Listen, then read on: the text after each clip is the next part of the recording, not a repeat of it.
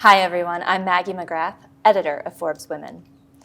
Our next guest is the definition of a self-made female entrepreneur. She is a serial entrepreneur, the co-founder and CEO of Good American, the chairwoman of the 15% Pledge. She recently joined the board of the Obama Foundation, and she has a new podcast. She is Emma Grede, and she is here today. Thank you so much for joining us. Thanks so much for having me. I just rattled off a bunch of titles, and I think there are a few that I left off. Do you have a favorite title? No, I don't, funnily enough. I don't. I love everything I do, or I wouldn't do it. That's a fair point. What do you see as the spark of your entrepreneurial journey? Because you have started a number of businesses, and I know you had a paper route when you were barely 12 years old. Did it start then, or when did you first start calling yourself an entrepreneur? You know, honestly, it was never something that I thought about as a kid. I definitely didn't even know anyone who had their own business. I wasn't brought up around any entrepreneurs. I fell into entrepreneurialism, and it really came from, you know, I worked a corporate job for many years, and I wasn't being paid what I thought I deserved. And as a 23-year-old, I thought, I'm sure I could do this better myself. And I just left and decided that I would set up on my own. And so that was the beginning of my journey. I wasn't being paid what I thought I deserved. Did that feel like a huge risk, going from a corporate job to staking out on your own? Yeah, and you know, it wasn't, it's so interesting in terms of the way that it happened, because I was lucky enough to fall into a bit of an infrastructure. So I ended up at a fashion group, and they provided, you know, like an office space for me and a bit of a back office infrastructure. And they told me, you know, you're going to eat what you kill, Emma. And I thought, that sounds good, because I'm a killer. So I'll figure this out. But in a way, it kind of shielded me from a lot of what it takes to build a business, but it gave me enough leeway in what I was good at. And I'm really good at sales. I'm really good at marketing. And in those days, I was doing every part of the business. I was going out, I was selling the business, I was delivering the business, I was writing the invoices for the business, but I had enough of a kernel of an idea that I could do something and I could bring, you know, a whole project to fruition, that it was enough of a seed for me to know there's something here and I can probably do this alone. What was that first entrepreneurial venture like? So it was a mess, quite honestly.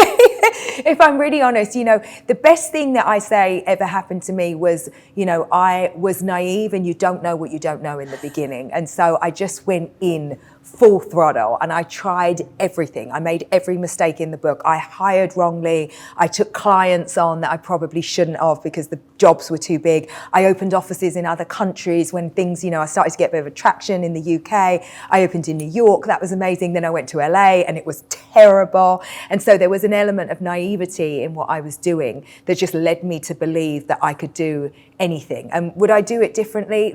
No, I'm not really sure I would, because it just taught me so much. All of those mistakes I have, you know, been able to avoid in the future. Sometimes you need to not overthink, and sometimes not knowing what you don't know is the fastest path to not overthinking. That'll be it. I referred to you as a serial entrepreneur, and I think one of the things that fascinates me about serial entrepreneurs is the ability to move on from one company onto the next. Mm-hmm. Do you have a formula or an inner sense of when it's time to move on to the next venture? How do you make that decision? If I'm honest, I'd say no. If I'm honest, I'd probably overstayed in certain places in my career. I would have stayed at my first job before I started a company slightly too long. I probably stayed and sold my first company slightly too late. And so I think that I've become better at that timing and understanding the power that comes with having the right timing as I've got older. But early in my journey, no, I don't think I got all of those things right. That's interesting. So for someone watching who has been doing something for a while, what are the signals now that you listen to in your head or in your gut that tells you, okay, time for a new project? Well, you know, I think that one of the things I've really learned is that sometimes your first offer is the best offer, and you can often think that you need to wait and wait and wait for something better to come, and it doesn't always come. And so I think that when you're on a bit of a tear, when you've got the momentum, you know, I always thought that you needed to build things until they were at the absolute pinnacle. No, it's actually when you're on the way up that you want to try to sell a company, when the forward momentum is still in front of you, not when you're at the top, because the only place to go is down, right? And so I think that just getting things on the upswing and learning when to exit is probably the biggest learning that I've had. I've heard you say in other interviews that you chase fear. Yeah. Is there a time when chasing fear has led to a better than expected ROI or entrepreneurial result, or just something great in terms of your professional arc? You know, I think that when I have gone outside of my comfort zone and when I've played outside of my lane, that's when I've had the most kind of lift in my career. And so I would say, you know, the very beginning where I took that leap of faith to leave that first job, I've always looked for that feeling. So when I feel like, you know, I'm not that good at this, I don't know, a little bit as I'm stepping into this world of, you know, podcasting, I'm not an interviewer, I'm highly curious, but, you know, that's not what I do. But I know that when I feel uncomfortable, there's usually something good that's coming after it. It's always worked out that way for me. We'll get to the podcast, but I want to talk about Good American for Yes, a little bit, please. because you came to our Forbes Power Women event in September, and you started to tell a really interesting anecdote about how things weren't going well at the business, and you actually called someone who was not just a peer, but a competitor. To ask for her advice. Can you talk about that moment for you as you're leading this company and you're thinking, uh-oh, things are bad? What drove you to call a competitor? Well, there's a couple of things. So Good American is a really unique and interesting business. And while I am surrounded, and I've done a really good job in surrounding myself with great investors and great people in my C-suite that have been there before, the intricacies in our business in terms of the size range that we make the complexity really different from some traditional businesses. And so I found myself often in a place where there's just no one to ask except the direct competition. And, you know, I think that we always imagine that there's like these, you know, rivalries that are out there, but more often than not, you know, companies are owned by multitudes of people. You know, it's not like you're against someone else. We kind of pit ourselves against people in our minds. And so I know that in the past when people have called me, I've been only too willing to help. And so those early days, I just picked up the phone, and this particular woman was like, been there, seen it, done it. Here's the mistakes that we made, and this is what I would have avoided. And it actually really helped me more than you could ever know. What was the tactical advice that you were able to employ after talking to her? I think it was really about, it was there's a lot of specificities around this, but it was really about inventory planning. And because we have such an enormous array of sizes, it was about how you, I guess, like how you put those sizes into retail, how you buy, and how you stay true to what your mission is, right? To provide all of the sizes all the time. And this was about the pitfalls that a particular company had made, and we were able to avoid those because of her. That's really interesting. Have you stayed in touch? Yeah, of course. I stay in touch with everyone. I mean, I'm in touch with old clients that I serviced when I was, you know, when I had ITB. I don't lose relationships because people are useful and you never know when you might need something. You also said something interesting about you don't get invited into certain rooms for networking until you're already powerful. And I've found that in my career too. You go to certain things when you're 22, but there's a big difference when you hit your 30s and beyond.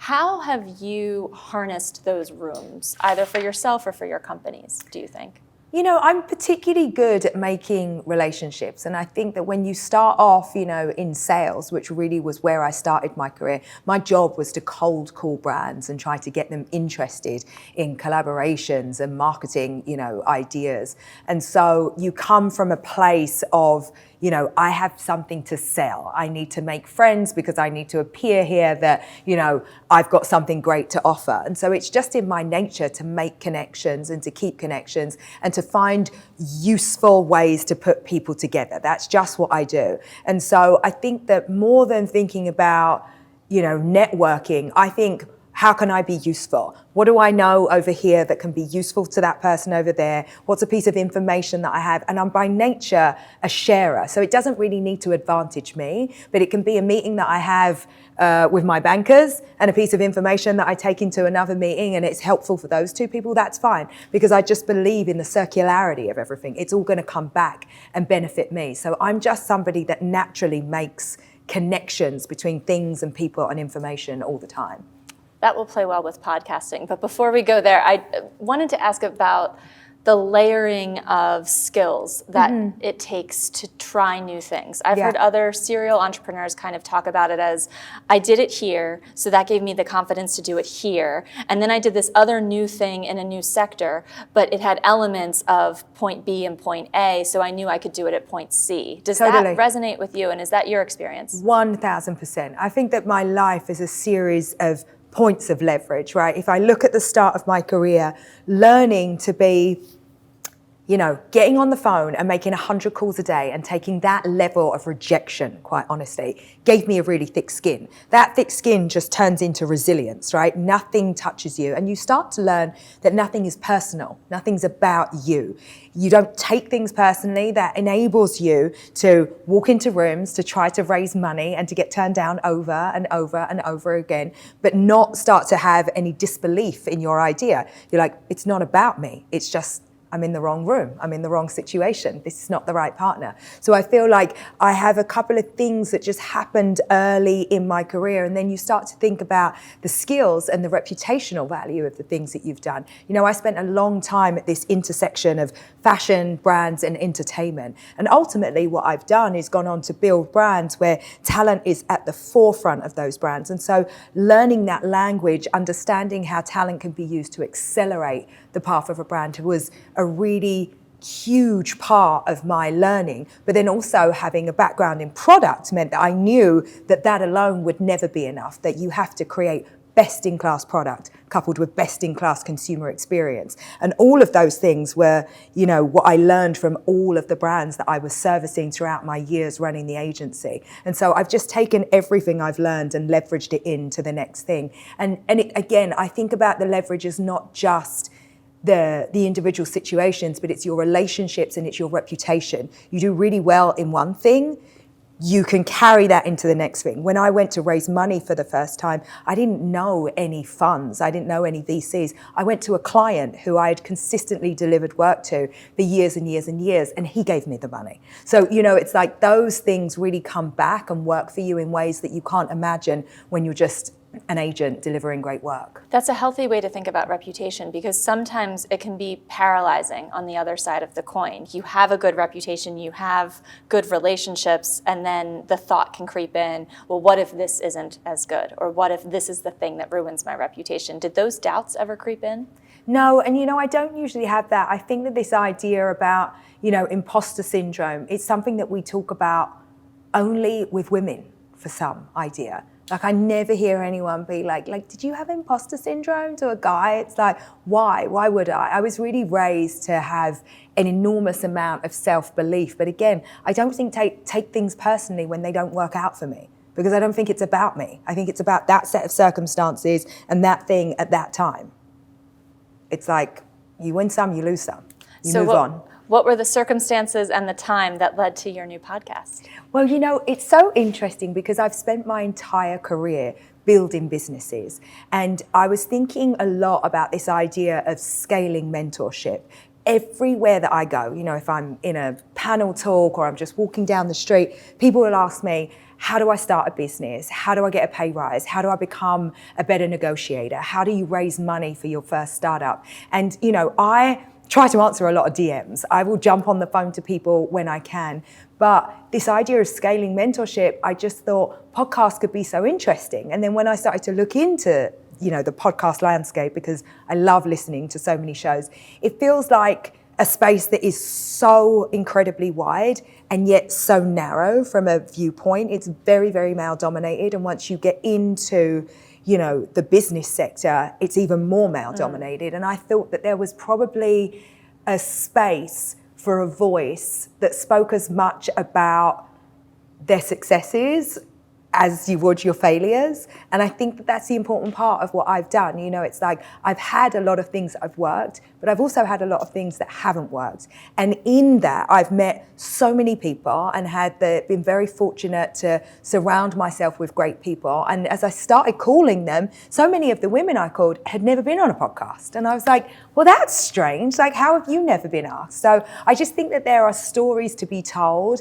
And I really want to get deep. I really want to take some of the complexity out of these ideas, because I think at the heart of everything, there's just like really simple stuff here that if we unwrap it a little bit, you know, more people would understand. That's interesting. So it's a call to fill a void. I think so, yeah.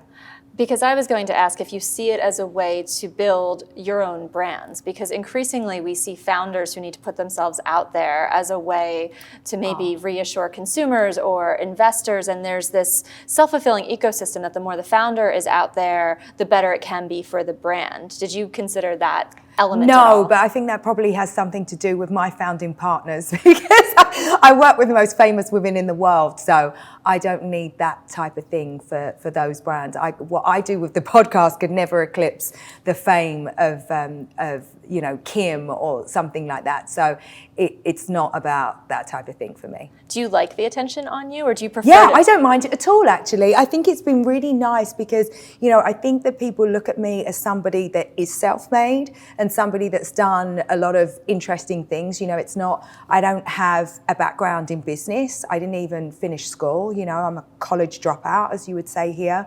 And so I think that background and showing the myriad of ways that you can come into this type of career is really, really interesting. And so, yeah, I enjoy it, and I like to be able to be useful, you know, I really do. I was going to ask if you feel like one of America's richest self-made women, or do you feel successful, or do you still feel like you're the girl from East London striving?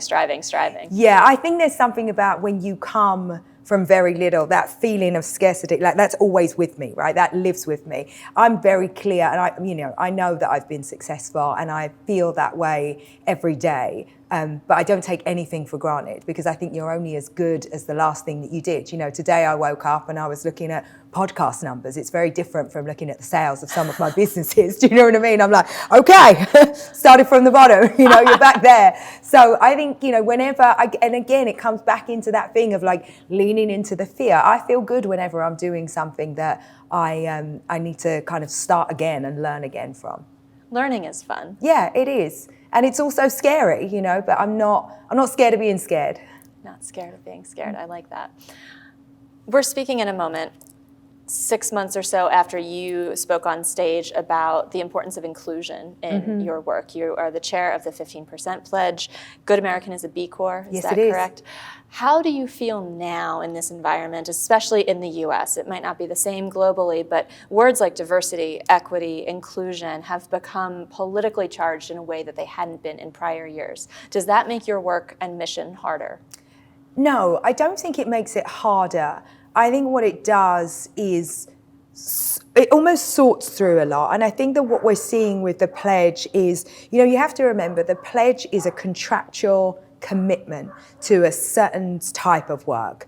And we've been so unbelievably lucky that the pledge takers sign those contracts. No corporation goes into a contract without being really thoughtful around it. And so those long-term commitments are being upheld. And we're really, really lucky that the brands that we signed on are committed to the work. But we can't shy away from the fact that this work is being attacked. And I actually think that that's a moment for us all to, and the brands that really care, to rise above everything, right? That's your moment to stand out and show, well, how good is this for business? Because at the end of the day, I've always thought about DE&I as a business proposition. This is what is good for business. This is what is good for our customers. Otherwise, we wouldn't be thinking about these terms as a business proposition, and that's exactly what it is. But I think it's a moment for the right brands and the right corporations to actually rise to the top. Well, as a marketer, is there a different way you find yourself talking about it now? Because I've talked to other, even venture capitalists, say the way that they frame it on their website, they've rewritten some things to avoid the political scrutiny, because ultimately the work doesn't change, but the way they talk about it does. I mean, certainly in my companies, we aren't changing anything. I can't speak on behalf of all of the pledge takers because that would be far too broad. But certainly we aren't changing anything. You've learned a lot of lessons over the course of building companies over your career. What is one lesson that you would hope that folks watching take from the story of your life, the story of your career? You know, I think the lesson that I probably would like to think about the most is that, you know, I feel like we all believe that there is some time that will come and that the stars will align and everything will be just right for you to make that step, to push through, to change something that you're doing. And the truth is, it's never the right time. The truth is, there's always going to be something on the horizon. There'll always be something that it doesn't quite line up. And, you know, there's a difference between having an idea and then doing something. And I think that you just have to do, right? You just have to push through and get past that point of fear and try something. And it's not about perfection. It isn't about, you know, doing things completely right from the outset. It is just about getting something done. And you learn and you iterate and you change and you grow, and all of that is fine. Nobody is watching you like you're watching you. And I think that that is a really good lesson for anyone. It's like, just go for it. Just go for it. Take that first step. Just take the step. What was the most important first step you ever took? I honestly think, I mean, look, there's been so many. You could say leaving my first job. You could say shutting my first thing down. You could say moving to America. There are so many. You have to keep taking first steps. And this podcast is another example of a first step for me. But I think that that is one of the best things about life, that there's so many firsts. And at this age of 42, I never imagined that, you know, I'd be starting yet another new thing. And yet here I am. So you just got to keep it moving all the time. When you were younger, did you think, could you imagine your career after the age of even 35? No, I thought that was so old, 35, didn't you? I remember my mother's 30th birthday and I was like, wow, she's old. And now it's like, oh, baby. I'm like, whatever, just baby, I'm just getting going. I'm like, goodness me. You are privy to a lot of entrepreneurial advice, either giving it to people or overhearing it. Is there advice that people should heed and they're not heeding? Oh, I mean, there's so much terrible advice out there, isn't there? I mean, the problem is there's more bad advice than there is good advice. You know, one of the things that I like to think about all the time, and if I think about my own career more pointedly, is that I don't think we talk about money enough. Certainly when I started the businesses that I'm in now, you know, we were in this kind of D2C boom, and it was all about growth and acquiring customers. And I think that sometimes not being really focused on money, on profit, on, you know, what it takes to build a really fantastic business can really hold you back. And especially for women, I sometimes don't understand why we don't have those conversations. Like, what are you being paid? Who negotiated that for you? How much did you pay the person that actually negotiated it? You know, it's like, I want all the information. And that's another reason I think that in this podcast, I mean, I've already done 3 episodes that like just focus on money. Like, you know, we need to talk about it more and more and more. And I think there is still something that feels inelegant or impolite or other words of, you know, why we're not, there's a reason that we're not speaking about money more. And I think that it means that we're not getting enough of it. So that's my big thing right now. It's like we need to talk about money a lot more. So if we talked about money more, we'd be getting money more? 100% we would, because we'd demystify it, because we'd understand what is, you know, what our value is and what everybody else were getting. We'd bring the, you know, I listen to so many conversations with men all the time. And part of it is the constant exchange of information. And when we sit in networking events, that's what we need to be talking about. What did you get? How much did you pay? What is it worth? Like that is the thing. We can't be like keeping that stuff to ourselves. You have to share that information. Those are good things. I think you're going to make for a good podcast host. Who are your first guests, and also where can people find this podcast? Well, you can find it everywhere you get your podcasts and on YouTube. I like, you know, I think it's so interesting. My first 2 guests I'm so happy about, because it was Gwyneth Paltrow and Melody Hobson. Melody is my hands down #1 business idol in the world. And she did such an amazing job at talking through, you know, who she is and where she came from and how she's really doubled down and has such a expertise in finance. And that's what's made her who she is, you know, and she's gone on to such incredible things. She sat as the chair of Starbucks for, you know, many, many years and has been at the she's had an incredible career in the same place for 30 years. And then Gwyneth, I think, like so many women, started a company that was born of a passion of hers. And so, she had this tiny little newsletter that ballooned into this incredible e-commerce company. But again, I think knowing that, she's this Oscar-winning actress that did a complete pivot into something else. I love that idea that you can just change what it is that you do and be successful and have a second chapter. And so it was so interesting speaking to both of them, and very, very different stories, but equally compelling and equally interesting and I think inspiring. Spoken like a serial entrepreneur, always looking for something new. I normally close by asking my guests, if we were to speak 1 year from now, what would you hope to report to me that you have accomplished? Honestly, I would like this podcast to be enormously successful. And by that, I mean that there are a lot of people being able to use it, right? Listening and yes, being entertained, but like taking that information and doing something with it. Not just writing notes that stay in your phone, but taking that and going, I'm going to do something and get started. That would be my dream. A company on the Forbes 30 under 30, inspired by. Go! Inspired by Aspired. Yes, that's it. That one. There we go. Emma Grede, thank you so much for being here. Thank you so much.